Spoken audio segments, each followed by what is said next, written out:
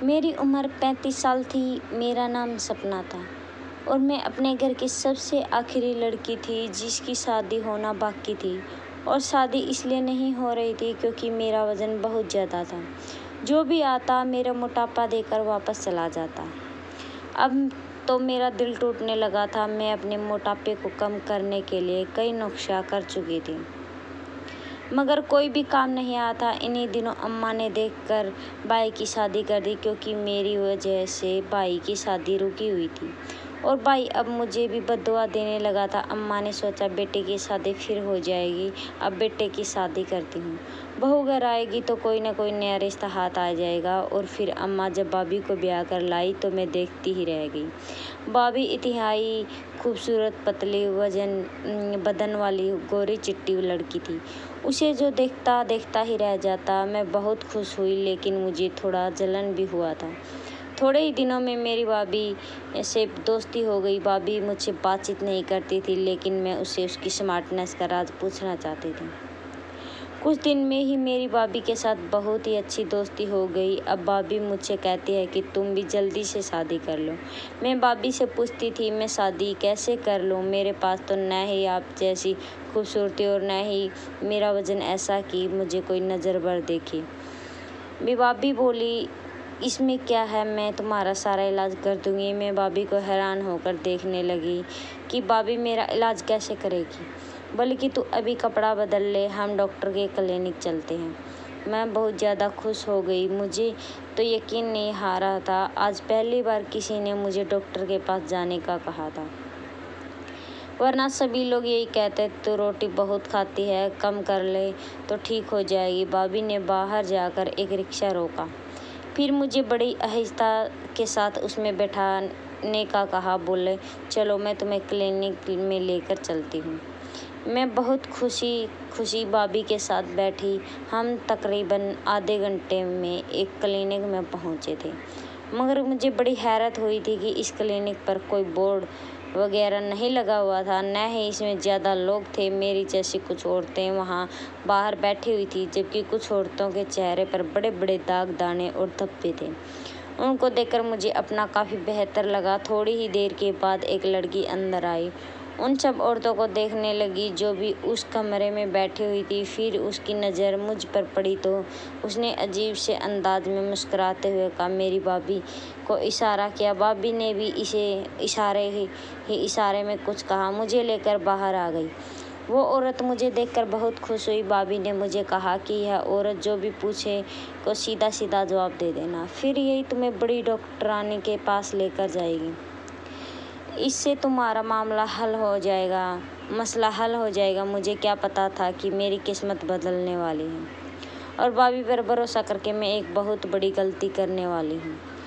वो लड़की मुझे एक कमरे में लेकर गई। वहाँ पर भाभी मौजूद नहीं थी। मुझसे कहने लगी तुम्हारे मोटापे को नापना पड़ेगा, पता लगाना पड़ेगा कि जिस्म में पानी कितना है और चर्बी कितनी है। तुम इस बेड पर लेट जाओ, मैं मशीन लेकर आती हूँ। मैं बहुत हैरान हुई, लेकिन भाभी ने कहा था कि चुपचाप इस औरत की बात मान लेना, ऐसा ना हो कि बाद में कोई मसला हो। मैंने फ़ौरन ही बेड पर लेट कर उससे कहने के मुताबिक आंखें बंद कर ली। उसके बाद भगवान जाने क्या हुआ, मैं नहीं जानती। कुछ ही देर गुजरे थे कि आवाज़ आने लगी। शायद वो औरत कमरे में दाखिल हुई थी। बस फिर क्या था, मेरी आंखों पर किसी ने पट्टी बांधी। मैं बहुत डर लग रहा था क्योंकि भाभी भी आसपास नहीं थी। पट्टी बांधने के बाद मुझे कुछ पता नहीं चला। फिर जब मेरी पट्टी खोली तो मैं बिल्कुल वैसी थी।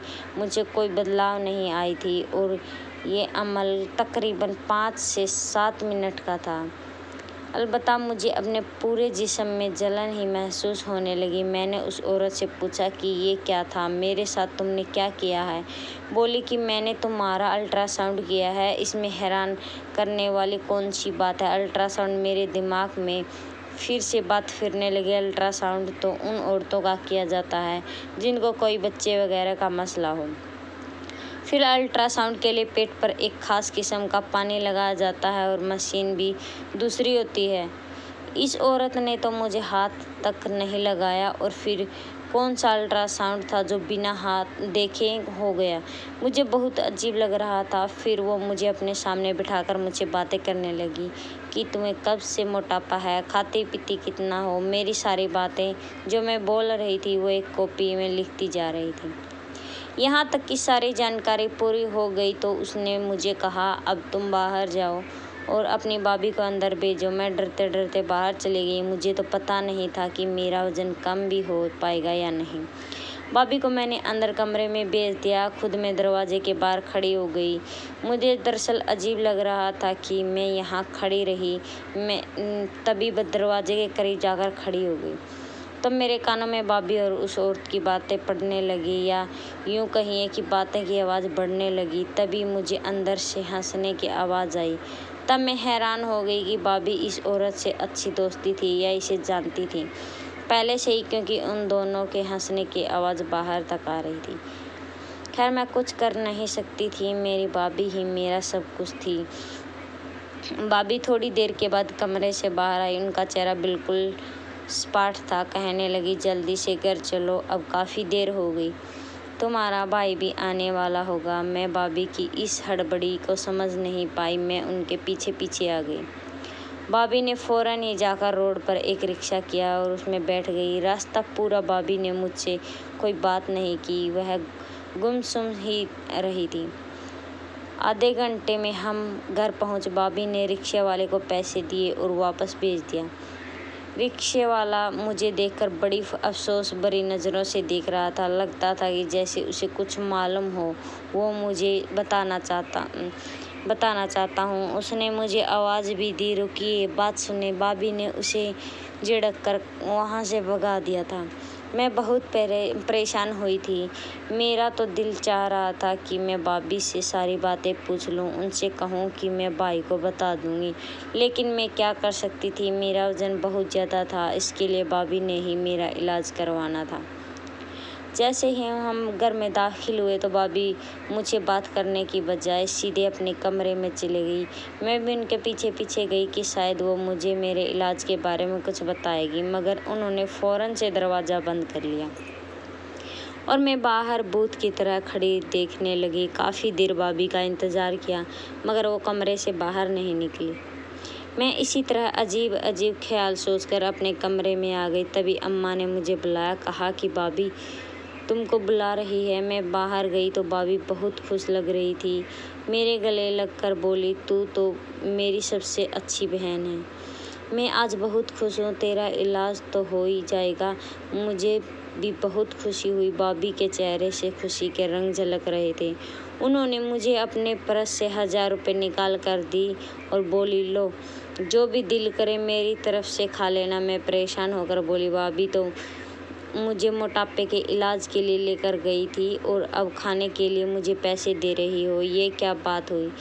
मेरे पूछने पर भाभी हंस पड़ी, अरे इसमें क्या है, तुम खाना पीना कर लो, कल से तुम अच्छी तरह से डाइटिंग करना और मैं तुम्हारा इलाज भी करूँगी। और हाँ, उस डॉक्टरानी ने तो मुझे दवा भी दी है। उस दवा से 2 हफ्ते में तुम्हारे पेट की चर्बी पिघल कर ख़त्म हो जाएगी। ये बात सुनकर मैं बहुत खुश हुई। अच्छा, सच में मुझे तो लगा था कि इसमें कुछ खतरे वाली बात है, यही कि शायद मैं लाइलाज हूँ, मेरा कोई इलाज नहीं हो सकता। मेरी बात पर भाभी हंस पड़ी और फिर बड़ी ही शैतानी मुस्कुराहट चेहरे पर सजाकर बोली, तुम्हारा इलाज मुमकिन है मेरी जान, बस तुम्हें थोड़ा सब्र करने की ज़रूरत है। भाभी की ऐसी बातें सुनकर मैं फिर खामोश हो गई। इस हल्ले गुल्ले में पता ही नहीं चला कब मेरा बड़ा भाई भी घर आ गया। मैंने और नवीन ने खूब मज़ा किया। हम लोगों ने बाहर से खाना मंगवाया और खाना खाया। इन सब में अपनी दवा के बारे में भूल गई। सब कामों में फारिग होकर भाभी मेरे कमरे में आई और उनके हाथ में छोटी शीशी की बोतल थी। मेरी तरफ देखते ही बोली, डॉक्टरानी ने मुझे दी है, इससे क्या होगा, ये तो बहुत थोड़ी सी दवा है। मैंने कहा था नहीं, इसी से तो असर होगा, यह बहुत ही असरदार दवा है। यह कहकर भाभी ने तो वो बोतल मुझे दिखाई। उसमें किसी खास किस्म का तेल था। भाभी ने मुझे बताया कि इसे नाक में डालकर रात भर सो जाना, सुबह उठती तो मेरा वज़न कम होने के लिए मेरे जिस्म में बहुत सारे बदलाव आना शुरू हो जाएंगे। भाभी की बात सुनकर मैं बहुत खुश हुई। भाभी ने कहा कि यह दवा बहुत महंगी है, मैंने तुम्हारे लिए 10,000 रुपये की ली है। इसको बहुत ख्याल करना, एक एक कतरा तेल का नाक में डालती रहना, इससे तुम्हारा बहुत जल्द मदद मिलेगी। मैं भाभी की बात सुनकर बहुत शुक्रगुजार हुई। फिर अचानक भाभी को कुछ याद आया और वो बोली, बात सुनो, तुम इस दवा को खाने के बाद अपने कमरे में ही रहना, इधर उधर ना जाना, इससे नींद बहुत आती है। भाभी, मैं कहीं भी नहीं जाऊंगी, आप फिक्र ना करें, पूरा कोर्स करूंगी। बहुत अच्छी बात है, चलो मैं चलती हूँ, रात बहुत हो गई है। यह कहकर भाभी मेरे कमरे से चली गई और मैं उस शीशी को देखने लगी जो बहुत ही छोटी थी। इसमें जैसे लगता था तेल नहीं बल्कि जहर का कतरा हो। मैंने इसे खोला तो एक अजीब सी बदबू मेरे नाक में से टकराई और खैर मैंने दरवाजे को बंद किया और इसका इस्तेमाल करने के बाद मैं सो गई।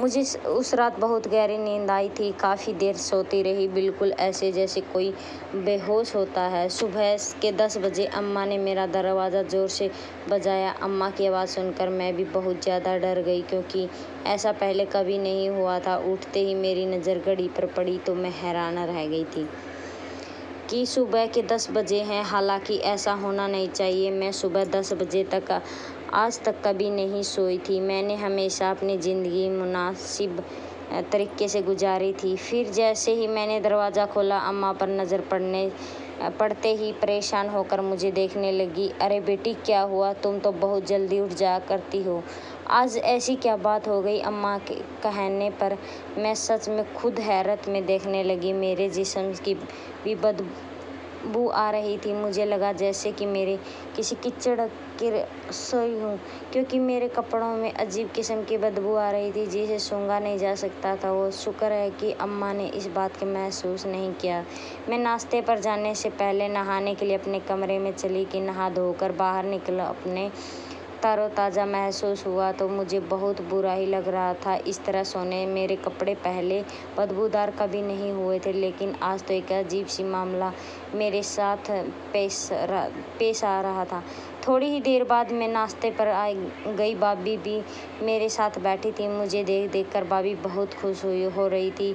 बोली, रात को नींद कैसी आई? मैं भाभी को यह भी नहीं कह सकती थी कि मुझे बहुत ज़्यादा नींद आई, बल्कि नशे वाली नींद आई, क्योंकि अम्मा भी साथ बैठी थी और हो सकता है कि वह मुझे इस बात पर भी डांटती कि तुम भाभी के साथ अकेले क्लिनिक में क्यों गई थी। यूँ मैं चुपचाप थोड़ी देर बाद भाभी के खुद ही मुझे अपने कमरे में आने का इशारा किया और जैसे ही उनके कमरे में गई तो भाभी बहुत खुश थी। बोली कि देखो सपना, वज़न एकदम कम नहीं होता तो उन्हें कुछ महीने मेहनत करना पड़ेगा कि इस तेल का बाकायदगी से इस्तेमाल करना होगा। लेकिन इससे पहले मैं तुम्हारा एक और जगह टेस्ट करवाना चाहती हूँ। उस टेस्ट के बाद ज़्यादा अच्छे से पता चल जाएगी कि तुम्हारे कौन सी दवा की ज़रूरत है। तुम तो जानती हो तुम्हारा मोटापा खतरनाक हद तक बढ़ चुका है। अब अगर तुम किसी से शादी करोगी तो वो तो तुम्हें अपनी माँ की बराबर समझेगा कि तुम्हारा वज़न 50 साल की औरत से भी ज़्यादा है। यह बात सुनकर मैं डर गई। मैंने कहा, भाभी, आपने जो टेस्ट करवाना है मैं आपके साथ चलने को तैयार हूँ, लेकिन भगवान के लिए मेरे मोटापे का कुछ करें। भाभी ने डॉक्टरानी का कोर्स किया है, इसलिए मुझे उन पर बहुत ज़्यादा भरोसा था। भाभी ने कहा कि आज शाम को चलेंगे। शाम को मैं तैयार हो गई। भाभी ने उसी तरह रिक्शा वाला बुलाया, मुझे लेकर उसे क्लिनिक चली गई। मैं इस बार पूरी इत्मीनान थी, क्योंकि हम पहले भी यहाँ आ चुके थे। भाभी बोली, तुम इसी तरह कुर्सी पर बैठ जाओ, मैं थोड़ी देर बाद डॉक्टर साहिबा को लेकर आती हूँ। मैं कुर्सी पर बैठी। डॉक्टर साहिबा कुछ मिनटों में से आ गई। फिर वो आते ही मुझे कहने लगी, अब पतली नज़र आने लगी हो। यह कहकर वो बुरी तरह हंसने लगी, जबकि मैं हैरान थी कि ऐसा तो किसी ने आज तक नहीं कहा कि मैं पतली लग रही हूँ। क्या लोग मुझे बेवकूफ़ बना रहे हैं? मैंने देखा उस औरत के हाथ में कपड़े थे जो नए लग रहे थे। उस औरत ने वो कपड़े भाभी को दिए। भाभी ने उस कपड़े को लाकर मुझे दिए और बोली, जाकर बाथरूम में ये कपड़े बदल कर आओ, फिर क्या इसी में तुम्हारा चेकअप होगा। मैंने कपड़े देखे तो वो किसी दुल्हन के जैसे कपड़े थे। लग रहा था कि इन कपड़ों में मेरे चेकअप का कोई बंदोबस्त होगा, क्योंकि ये कपड़े अस्पताल के हरगिज़ न थे। मैं हल्के नीले कपड़े से वाकिफ़ थी। वो तो बहुत ही पहनने में आराम होते हैं, जबकि ये कपड़े बहुत ही ज़्यादा चमकीले भड़कीले थे। मैं हैरत निगाहों से भाभी की ओर उस लड़की को देखने लगी। अरे जाओ भी पहन कर आओ ना, तुम्हारे इंतज़ार कर रहे हूँ। मेरे पास इतना वक्त नहीं है, मेरे पास और भी मरीज़ है। इसके बाद मैं उनके रूम में आ गई और बाथरूम में जाकर वह कपड़े लटकाए और चेंज करके बाहर आ गई। वो कपड़े मुझे पूरे थे, वरना इस तरह से कपड़े कभी मुझे पूरे नहीं आते थे। और औरत मुझे कपड़े पहनाकर एक कमरे में ले गई और मुझसे कहने लगी कि तुम यहीं थोड़ी देर बैठे रहो, और हाँ, तुम्हें सामने उस शीशे को देखना है, हिलना डुलना नहीं है। मैं उस औरत की हिदायत पर अमल करने लगी और सामने एकदम पर शीशे रखा हुआ था जिसे देख रही थी। यहाँ मुझे बैठे काफ़ी देर बैठी रही। फिर उसने मुझे कहा कि तुम उठकर खड़े हो जाओ, और हिलना नहीं है तो तुम्हारे लिए मामला हो जाएगा। तुम्हारा चेकअप के लिए बहुत बड़ी मशीन कमरे में सेट कर चुकी हूँ, उससे तुम्हारा चेकअप हो जाएगा। फिर उसने मुझे कुछ और भी बातें की और बोली, अब तुम लोग घर चले जाओ, तुमसे 3 हफ्ते के बाद मुलाकात करना। जो दवा मैंने तुम्हें दी है वो तुम असर कर रही है, इसके बाद से तुम ठीक होने लग जाओगे। वैसे ही तुम्हारा वज़न 5 किलो कम हो गया है। मैंने तुम्हारा वज़न कर लिया है। और वो औरत बोली कि तुम हैरान होती हो, वज़न करने जैसी कोई बात नहीं हुई थी। मैं अपने घर आ गई। भाभी इस बार बहुत परेशान थी। मुझे हैरत थी कि पहले की तरह खुश नहीं लग रही है। उन्हें देखकर मैं भी परेशान हो रही थी कि न जाने क्या बात है जो भाभी इतना परेशान है। जैसे हम लोग घर पहुँचे, भाभी मुझे लेकर अपने कमरे में आ गई, बोली, और उस औरत ने तुमसे और क्या कहा? वह बहुत ही फिक्र से पूछने लगी। कुछ भी नहीं कहा, उसने मेरा चेकअप किया। लेकिन भाभी, इन कपड़ों में चेकअप कौन करता है? मैंने परेशानी से पूछा था। हाँ, तो इस बात पर फिक्र नहीं करो, बस तुम्हारा रिश्ता जल्द ही हो जाएगा। तुम वाकई में पतली लगती हो। अब भाभी ने भी खुशामंद लहजे से कहा तो चुप हो गई। शायद सब कह रहे हैं तो फिर पतली लग रही होगी। फिर भाभी ने मुझे बताया कि तुम्हारे पतली लगने की वजह से अब मैं तुम्हारे लिए रिश्ता लाऊंगी, और फिक्र नहीं करो। भाभी ने कहा, मैं तुम्हारे लिए बहुत अच्छा रिश्ता लाऊंगी। जो भाभी ने ये कहा तो मैं खुश हो गई, लेकिन घर के किसी ने भी मेरी वज़न के बारे में कोई बात नहीं की। 2 दिन के बाद भाभी ने मुझसे कहा, मैं एक और रिश्ता तुम्हें दिखाना चाहती हूँ, तुम्हें पसंद हुआ तो बताना। लोग हमारे घर आ गए। 2 दिन बाद मेहमान बनकर तकरीबन एक पूरा ख़ानदान हमारे घर आया। भाभी ने उन सबको यही बताया कि मेरी ननद का रिश्ता अभी तक नहीं हुआ है, मगर वो सब लोग जैसे मुझे पहले से जानते हैं। अरे ये तो वही है, उनसे एक औरत ने कहा। फिर उस लड़की को कुछ सी दिखाने लगी, बोली कि ये तो वही है। नहीं तो ये तो बहुत मोटी है। भाई, पहले ही हमारे ख़ानदान में ऐसी लड़कियां का मजाक बनता है।